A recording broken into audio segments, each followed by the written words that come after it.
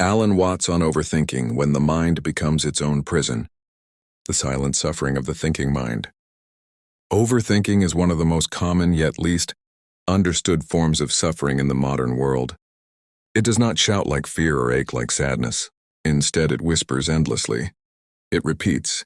It analyzes, it doubts, and slowly it exhausts the mind. Alan Watts often reminded us that the human mind is a remarkable tool, but when misused, it becomes a source of deep confusion.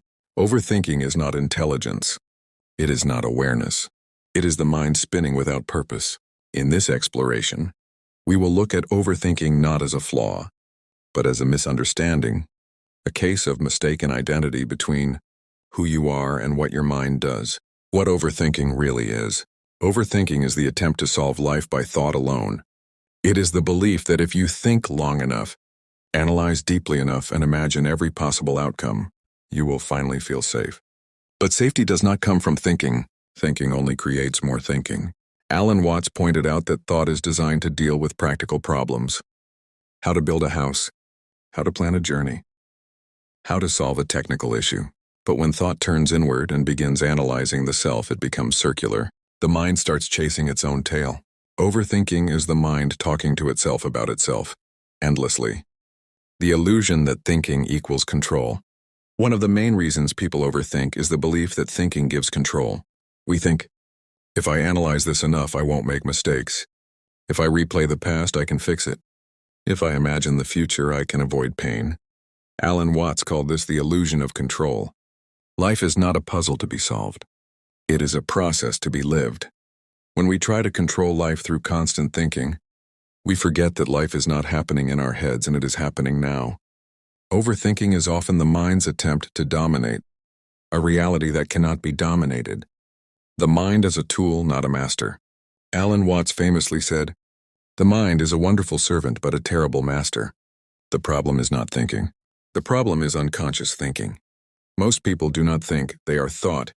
Thoughts arise automatically, shaped by conditioning, memory, fear, and culture. Overthinking happens when we believe we must follow every thought, answer every question, and resolve every doubt. But the mind was never meant to run 24 hours a day. Just as your heart beats without your supervision, life unfolds without your mental commentary. Why the mind never finds an answer.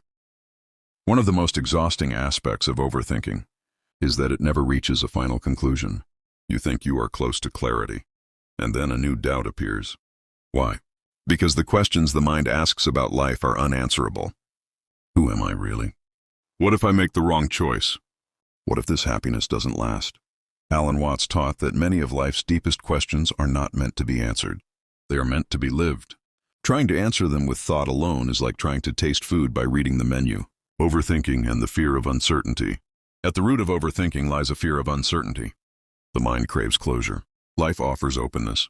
Alan Watts explained that the desire for certainty is understandable, but misguided. Reality itself is uncertain. Change is not an accident, it is the nature of existence. Overthinking is the refusal to accept this uncertainty. It is the mind saying, I will not relax until I know what will happen. But life never tells you what will happen, and yet it continues beautifully. The trap of self-analysis. Modern culture encourages constant self-analysis. Why am I like this? What's wrong with me? How can I fix myself? Alan Watts warned against this inward obsession. The self cannot be improved by the self. When the mind tries to observe itself, it creates a loop. The observer becomes the observed. The thinker becomes the thought. This loop has no exit through thinking. Overthinking thrives when we believe the self is a problem to be solved rather than a process to be experienced. The difference between awareness and thinking. Many people confuse awareness with thinking, but awareness is silent. Thinking is noisy. Alan Watts emphasized that true awareness does not comment on experience. It simply notices. When you listen to music, you do not analyze every note.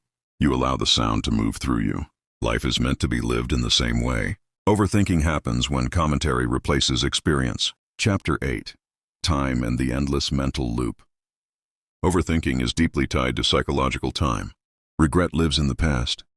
Worry lives in the future. The present moment is rarely the problem. Alan Watts often reminded us that the present is the only place where life actually exists. Overthinking pulls us away from now into imagined scenarios that feel real but are not. The mind suffers from events that have not happened and may never happen. Why silence feels uncomfortable. Many people fear silence. When the mind slows down, anxiety arises. What if I stop thinking? What if I lose control? What if something bad happens? Alan Watts explained that silence feels threatening to the ego because the ego exists through thought.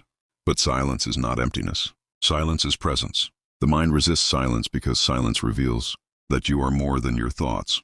Letting thoughts come and go. Alan Watts did not teach the suppression of thought. He taught non-attachment. Thoughts are like sounds. You hear them. You don't chase them. When you stop identifying with thoughts, overthinking loses momentum. You do not need to stop the river. Just stop trying to swim against it. The paradox of trying to stop overthinking. Trying to stop overthinking is itself overthinking. This is the great paradox. The moment you say, I must stop thinking, you have created another thought to fight the others. Alan Watts suggested a simpler approach. Let the mind think, and stop believing it needs your permission. Thoughts lose power when they are no longer treated as commands. Trusting life beyond thought. Perhaps the most liberating insight Alan Watts offered is this. Life does not require constant supervision. Your breathing happens without thought. Your heart beats without planning.